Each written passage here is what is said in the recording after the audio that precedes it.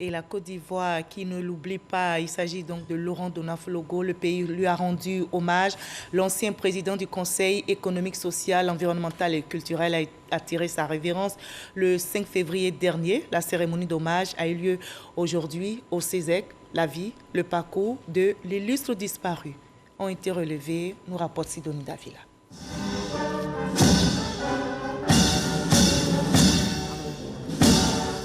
Honneur militaire, la Côte d'Ivoire fait ses adieux à Laurent Donafologo, ancien président du Conseil économique et social, aujourd'hui Conseil économique, social, environnemental et culturel, CESEC. Dans cet ultime adieu, l'occasion est donnée à la nation ivoirienne d'exprimer toute sa compassion à un digne fils du pays, en présence du président du Conseil constitutionnel, Mamadou Koné, représentant le chef de l'État, Alassane Ouattara. De nombreuses personnalités ainsi que des membres de la famille du défunt. Né le 12 décembre 1939, l'ex-ministre de la Jeunesse et des Sports dans le gouvernement d'Houphouët-Boigny est décédé le 5 février dernier à la suite d'une courte maladie.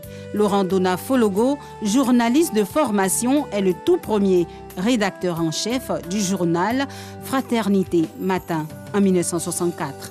À l'heure de l'ultime hommage, l'émotion est palpable. Parlant de celui qui, pendant 55 ans, partageait sa vie, Daniel Donafologo est revenu sur son parcours, surtout sur ce qui le caractérisait.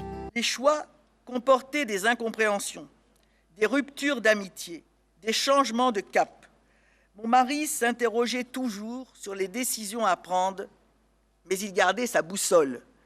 Qu'est-ce que le président Houphouët-Boigny aurait voulu pour son pays à ce moment T?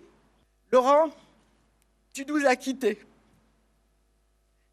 Tu nous manques, en particulier aux enfants, petits-enfants et à moi-même. Mais tu n'as pas vécu inutile.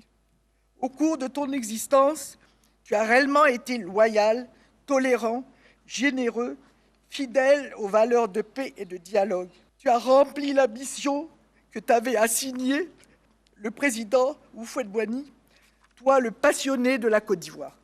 L'hommage de la République a eu pour cadre le CESEC au plateau. C'est à son président Eugène Akaouélé qu'il est revenu de dire l'oraison funèbre.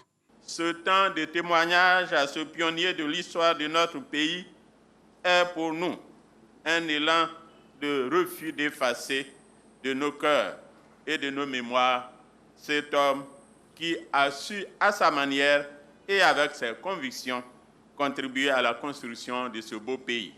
Sa longévité exceptionnelle dans les différents gouvernements est le reflet de son professionnalisme rassurant, de sa cohérence dans l'action, de sa courtoisie constante et de son service inoxydable à la République, ce qui l'a amené à relever avec courage et détermination les défis les plus incertains.